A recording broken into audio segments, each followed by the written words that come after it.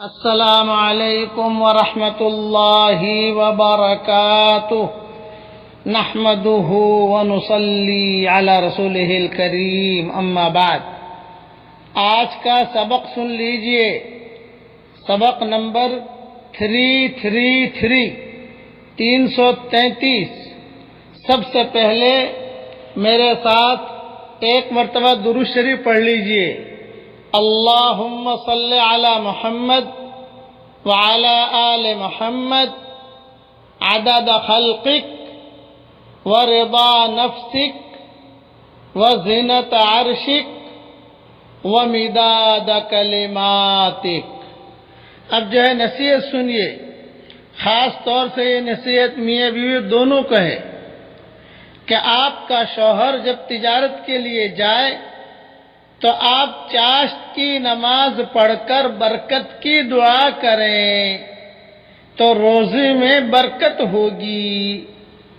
ایک وقت تھا جب کہ خاوند حضرات تجارت کے لیے گھر سے نکلا کرتے تھے تو ان کی بیویاں مصلی پر بیٹھ کر چاشت کی نمازیں پڑھا کرتی تھی۔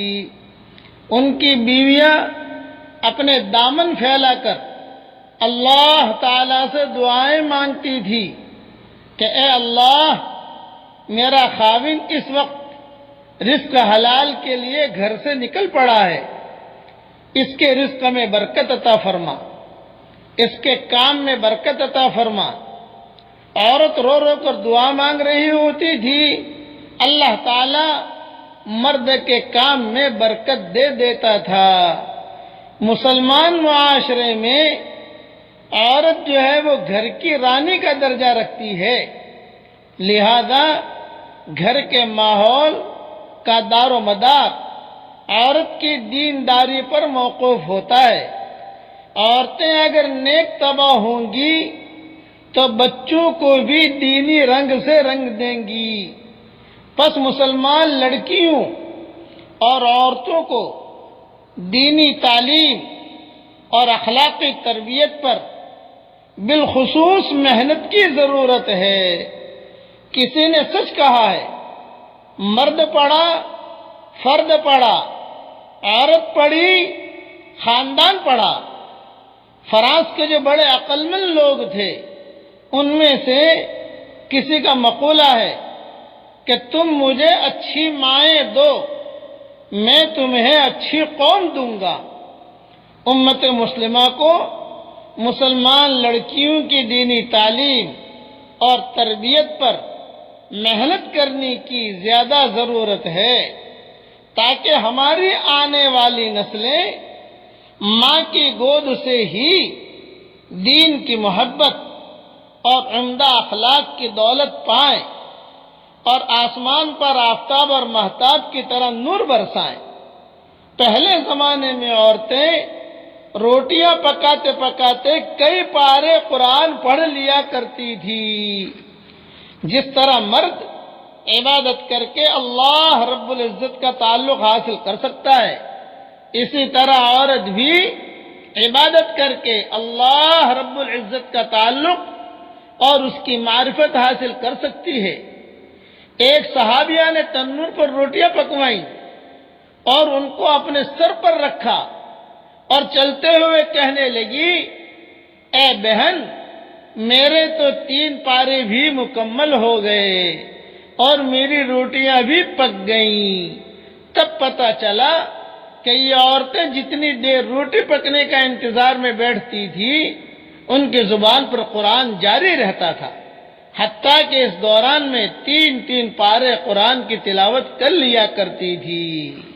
یہ نصیحت کی بات میں نے بیان کی ہے، یہ میری کتاب بکھرے موتی میں سے میں نے لی ہے، جلد 7 صفحہ 203 پر یہ چیز ہے۔ اسے بہت دھیان سے سن بھی لو اور پڑھ بھی لینا اور اپنی بیوی بچوں کو بتا بھی دینا تاکہ ہمارے گھر میں معاشرہ ٹھیک رہے۔ ہمارے گھر سے ٹی وی نکلنا چاہیے۔ آج تو شوہر نکلا کاروبار کے لیے اور بیگم جو ہے ٹی وی کھول کے بیٹھ گئی، شوہر نکلا جو ہے وہ کاروبار کے لیے اور بیگم جو ہے موبائل لے کے بیٹھ گئی۔ کسی کو واٹس ایپ کر رہی ہے، کسی کو جو میسج بھیج رہی ہے، کسی کو یہ کر رہی، شوہر گیا اب ذمہ داری پوری ہو گئی، بچے بھی اسکول چلے گئے، اب ذرا فارغ ہوں تو میں ذرا واٹس ایپ دیکھ لوں، موبائل دیکھ لوں، بات کر لوں، سہیلیوں سے بات کر لوں، وقت ضائع نہیں کیا کرتے۔ کچھ پتہ نہیں کس وقت جو ہے موت کا فرشتہ آ جائے اور لے کے چل دے۔ دنیا پر دنیا مقدر میں جتنی ہوگی اتنی آ جائے گی۔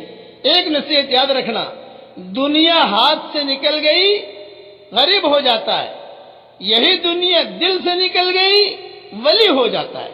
اللہ تعالیٰ میں یہ نہیں کہتا کہ آدمی فقیر بن جائے، نہ، دنیا کو جو ہے دل سے نکالو۔ بہت اچھا ہے وہ پیسہ جو جیب میں ہو دل میں نہ ہو، اور بہت برا ہے وہ پیسہ جو دل میں ہو اور جیب میں نہ ہو۔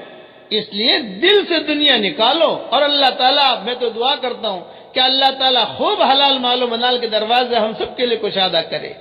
آمین آمین۔ والسلام علیکم ورحمۃ اللہ وبرکاتہ، وآخر دعوانا ان الحمد للہ رب العالمین۔